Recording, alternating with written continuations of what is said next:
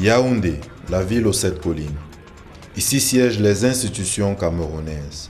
C'est aussi une ville cosmopolite qui a connu au fil des années le passage de grandes personnalités qui ont marqué son histoire tant politique que culturelle. Parmi ces personnalités figure en bonne place Gédéon Pando. Artiste sculpteur, Maître Gédéon Pando a laissé à Yaoundé une empreinte indélébile. Un regard profond dans la ville et on découvre ses innombrables œuvres. Les mariés du Cameroun à l'hôtel de ville. Les maires du Cameroun à la CNPS.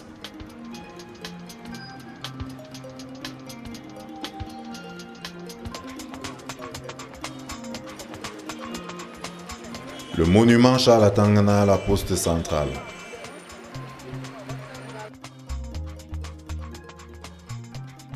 Et surtout, la statue de la réunification au quartier général de Yaoundé.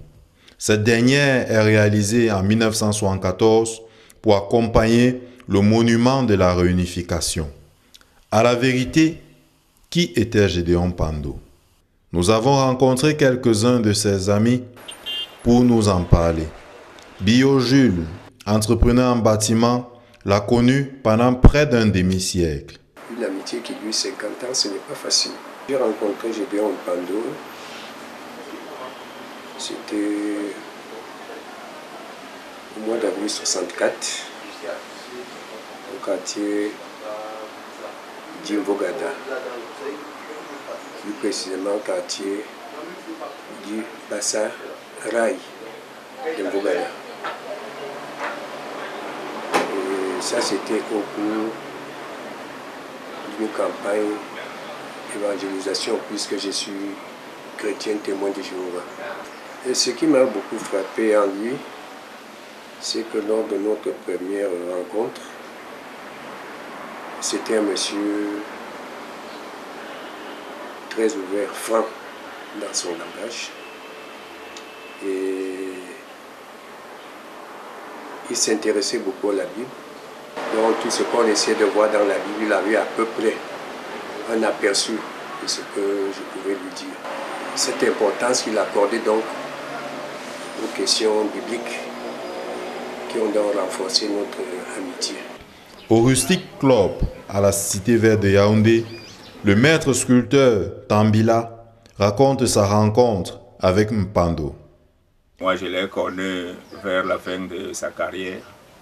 Je peux dire qu'elle était même déjà malade, il y a de cela une dizaine d'années seulement. La rencontre, c'était à travers un ami, parce que j'avais toujours entendu parler de lui. J'apprends qu'il réside en Bogada. On m'avait même indiqué son atelier. Et en conversant donc avec cet ami, il me dit que lui ne savait pas qu'il résidait même au Cameroun. S'il réside donc en Bogada, il serait mieux qu'on aille le voir parce qu'il aimerait le rencontrer. J'ai dit ok, je vais aussi profiter pour le connaître. Un beau jour donc, cet ami vient me trouver. Nous partons donc en Bogada. Nous entrons, nous nous présentons. Le contact avait été tellement rapide. C'est comme si on se connaissait avant. Depuis ce jour même, il m'a surnommé Mbombo, c'est-à-dire le patriarche.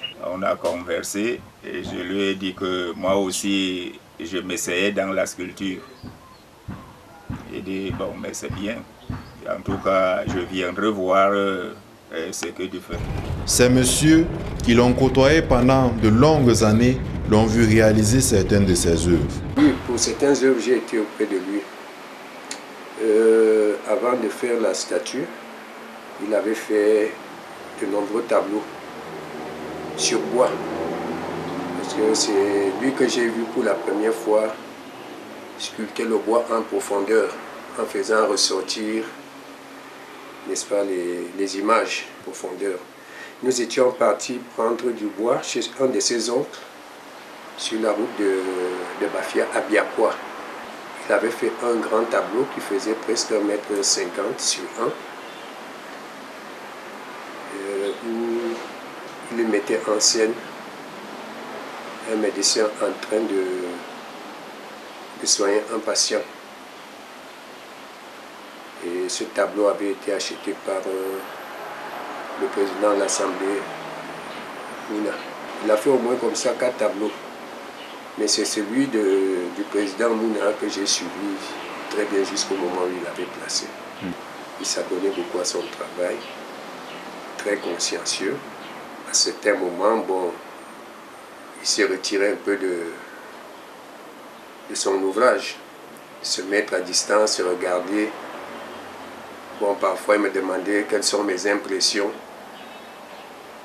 Après, il revenait apporter des petites retouches, là où il voyait que c'était nécessaire. Parlant de monument de la réunification, il m'avait expliqué le processus. Donc, contrairement aux autres monuments où on essaie de mettre le ciment comme si on faisait une maison à poto-poto. Lui, il coule d'abord le béton, un béton armé, coulé avec le fer. Donc il fait d'abord une armature. Et quand il faut couler, il coule sans bloc, tout le bloc. Et c'est là qu'il commence donc à sculpter. Alors ce qui fait que ces monuments ne sont pas n'importe quel genre de monuments. Ce sont des trucs bien réalisés. Dans les années 64, il avait déjà commencé dans son art. Parce que c'est à cette époque-là qu'il avait fait le buste. Il avait fait le buste du président Ahidjo. Il l'avait taillé dans un bloc de granit.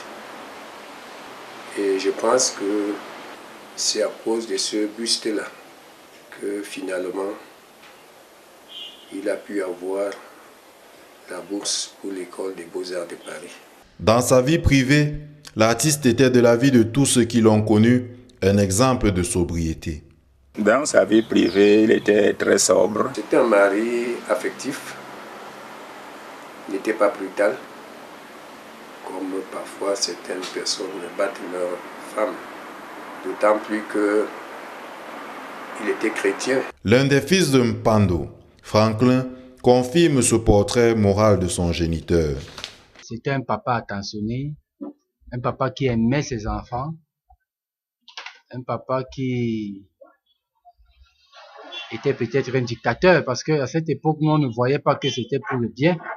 Il était rigide. Une rigueur dans le travail et une sobriété qui lui venait, sans nul doute, de ses croyances religieuses, en tant que chrétien pratiquant de l'association Témoins de Jéhovah. Il était dans une religion assez stricte, la religion, toujours des études bibliques, toujours en train de parler de Dieu, toujours en train d'instruire. Donc, on a connu un papa vraiment rigide. Il était témoin de Jéhovah, c'est là l'objet de notre désaccord, si je peux en dire ainsi. Parce que toutefois qu'il voulait me parler de la Bible, je n'étais pas toujours très d'accord pour l'écouter. Jusqu'au point où je lui ai dit un jour que vous croyez que c'est vous celle qui avez le monopole de la Bible. Il me dit bon, d'accord, pour ne pas gâter notre amitié, on ne va plus jamais parler de la Bible. Laissons la Bible de côté, parce que ça risque de gâter notre amitié. Mais trouvait-il qu'on ne pouvait pas se rencontrer sans qu'il vire vers la Bible. Bon, sauf que, effectivement, il m'avait accepté, même sans être témoin, comme il souhaitait que je le sois. J'ai retenu de lui un homme courageux, un homme qui était sûr de ses convictions religieuses. Il n'a jamais nié qu'il était témoin et il est demeuré témoin de Jéhovah jusqu'à sa mort. Une vie portée vers le spirituel, mais aussi une vie pleine de travail. Ses œuvres sont visibles un peu partout dans le monde. En 2006, j'étais au Tchad. Je suis passé par la BEAC. J'ai vu l'œuvre qu'il avait fait pour la BEAC. Parce que c'est lui qui avait fait le monument de la BEAC du Tchad en N'Djamena. Il a rehaussé son image et l'image de son pays au-delà de nos frontières. Il y a d'autres que nous autres nous ne connaissons pas. Et les témoignages, car toi, comme lui-même a raconté, il a travaillé un peu partout à l'étranger, au Tchad, et consorts en Russie. Et bon. Mais ici au Cameroun, c'est le monument de la réunification qu'on connaît beaucoup plus, de par son gigantisme et comme ça. Malheureusement, il y a d'autres qui ne sont pas à la portée de commun des mortels, comme ce qu'il avait réalisé à la présidence. En 2012, Gédéon Pando a perdu l'usage de ses yeux. Un mal sans nul doute causé par la projection des particules de pierre qu'il sculptait.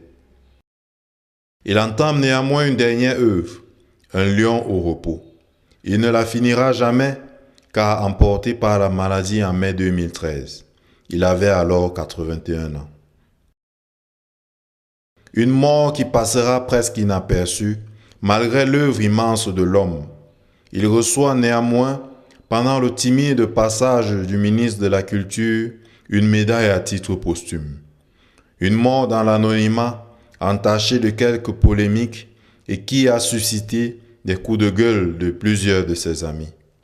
Ce qui m'a marqué négativement avec notre ministère de la Culture, c'est que lors de son deuil, on a voulu lui rendre hommage. Le ministère ne nous a pas donné la possibilité de le faire.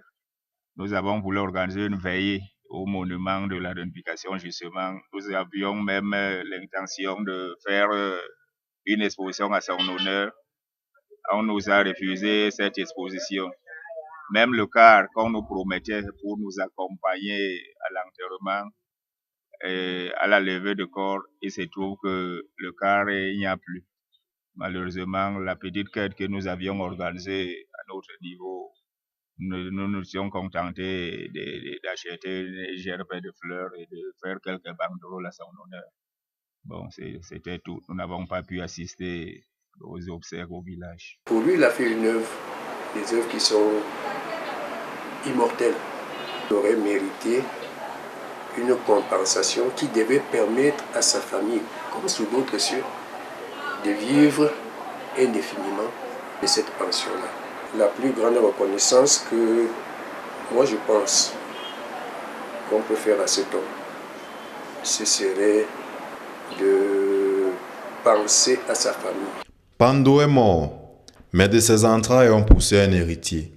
Franklin Pando, quatrième de 7 enfants, il a décidé de marcher sur les traces de son père et nourri de grandes ambitions que celles de son défunt papa.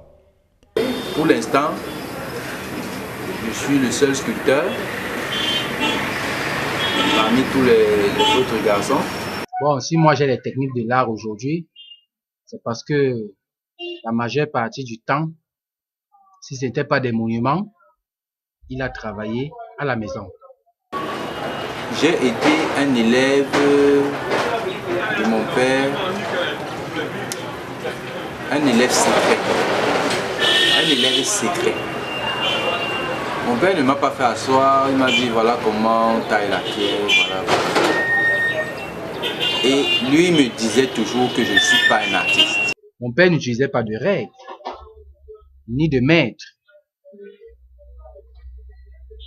Il faisait tout à la main, levé, et ça donnait comme s'il a pris une règle. J'ai aussi un peu pris ça de lui.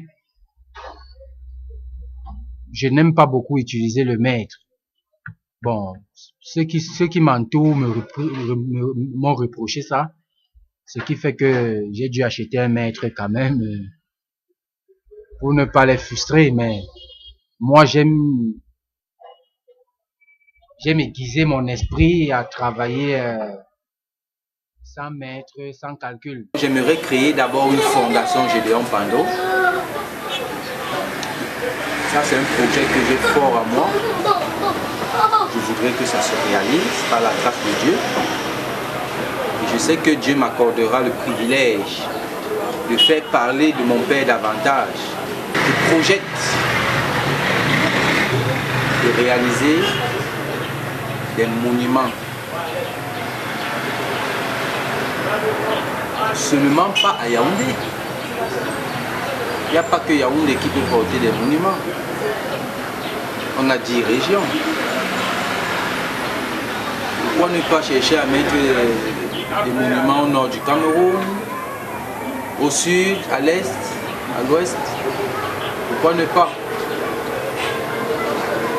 Les gens ne vont pas toujours quitter Bafoussam, Bamenda, Boya, tous ces pays, toutes ces villes pour venir admirer la réunification et tout le reste. J'ai pas peur de mon futur.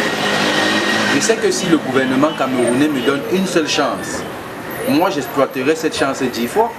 J'espère que Dieu me donnera, le vrai Dieu me donnera la chance, la force, le courage d'aller de l'avant et d'entraîner avec moi ceux qui aiment l'art, les passionnés, mes petits frères, mes amis et tous ceux qui aiment l'art vraiment. Ainsi, pour parodier l'adage, on peut dire « Le roi est mort et vive le roi ».